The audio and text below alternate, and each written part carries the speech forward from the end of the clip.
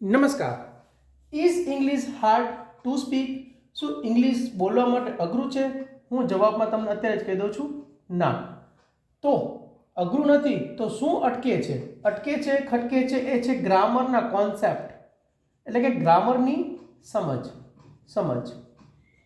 For example, તમને ગુજરાતી ફાવે છે, રાઈટ? તમે કહેશો હા, ગુજરાતી ઇઝ ક્લિયર. તો ગુજરાતીમાં વાક્યો લઈ લો, તમારા ટોપિક વાઇઝ, મુદ્દા વાઇઝ વાક્યો લઈ લો. માની લો કે એક વાક્ય આપણે બોલ્યું ગમે તે, ફોર એક્ઝામ્પલ લખ્યું, તમારાથી કામ થાય છે. ચાલો, આ તમને ગુજરાતીમાં એક વાક્ય આપ્યું, અથવા તમે લખ્યું કે મારે આ વાક્યનું અંગ્રેજી કરવું છે. હજી એક વાક્ય લઈ લઈએ, તેનાથી કાર ચલાવાય છે. સ્વાભાવિક છે, આ પ્રશ્ન જ છે. હવે પ્રશ્ન હોય એટલે એનો જવાબ હા કે નામાં આવે, કાં હા આવે અથવા ના આવે. આવા વાક્યોને યસનો પ્રશ્નાર્થ કહેવાય. પ્રશ્નાર્થનો પ્રશ્ન નથી, પ્રશ્ન છે ટોપિક કયો વાપરવો. તો ચાલો, તમારાથી કામ થાય છે. હવે અહીંયા ગુજરાતીમાં તો એ વ્યક્તિ બંધો સમજી જશે કે મને હા કે નામાં જવાબ આપવાનો છે. અંગ્રેજીમાં આ વાક્યને ડાયરેક્ટ તમે બનાવવા બેસો ને આ રીતે તો ન થાય. એટલા માટે તમારે ગ્રામરની સમજ મુજબ આ વાક્યમાં કયો ટોપિક છે એ ક્લિયર કરવું પડે. તો અત્યારે આ માટે તમારે વાપરવું પડે કેન. હવે મેં તમને ડાયરેક્ટ કહી દીધું કે કેન વાપરવું પડે, પણ કેન શા માટે વાપરવું પડે એ સાબિત કરીશ. પહેલા જુઓ, કેનનું ગુજરાતી જુઓ. કેનનું ગુજરાતી થાય શકવું. હવે શકવુંનું બે, શકું છું અથવા શકીશ થાય ભાષાની દ્રષ્ટિએ. આ સાદું ગુજરાતી અને આ ભાષાની દ્રષ્ટિએ ગુજરાતી. શકું છું ને શકીશ આ વર્તમાન કાળ છે અને આ છે ભવિષ્યકાળ. તો અહીંયા સુધી ક્લિયર? તો ચાલો હવે આ વાક્યને ગુજરાતીને શુદ્ધ ગુજરાતીમાં લખીએ. ગુજરાતી જ છે પણ શુદ્ધ ગુજરાતીમાં લખીએ. તમારાથી એટલે તમેથી જશે.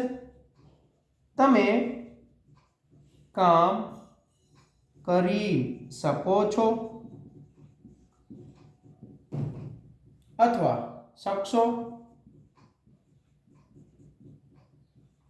ચાલો, ગુજરાતીના છેડે જોઈ શકો છો અથવા શકશો, રાઈટ? વારંવાર કહું છું ને, ગુજરાતીનો છેડો અંગ્રેજીનું બીજું સ્થાન.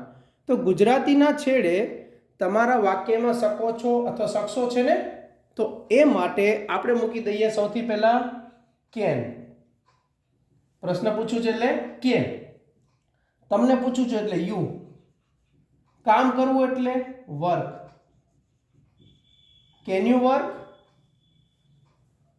હવે હા કે નામાં આવશે. હા પાડો તો યસ, ના પાડો તો નો. યસ કહો તો યસ, આઈ કેન, હા હું કરી શકું છું. ના પાડો તો નો, આઈ કેનોટ. આ પહેલું વાક્ય થઈ ગયું. ચલો હવે બીજું વાક્ય ટ્રાય કરીએ. આ રહ્યું. બીજા વાક્યને લઈએ તે પહેલા થોડીક સ્ક્રીનને હું રોટેટ એટલે કે ચેન્જ કરું છું. ચાલો, તેનાથી કાર ચલાવાય છે. તેનાથી એટલે હી હશે અથવા સી હશે. ઓબ્વિયસલી, સ્પષ્ટ રીતે, કારણ કે ગુજરાતીથી ખબર પડી જાય છે કે આપણે ત્રીજી વ્યક્તિની વાત કરીએ છીએ. તો આ ત્રીજી વ્યક્તિ માટે આપણે હી અને સી લઈ લઈએ. હવે શુદ્ધ ગુજરાતી કરીએ તો તેનાથી કાર ચલાવાય છે, એને શુદ્ધ ગુજરાતીમાં લખીએ તો તે કાર ચલાવી શકે છે અથવા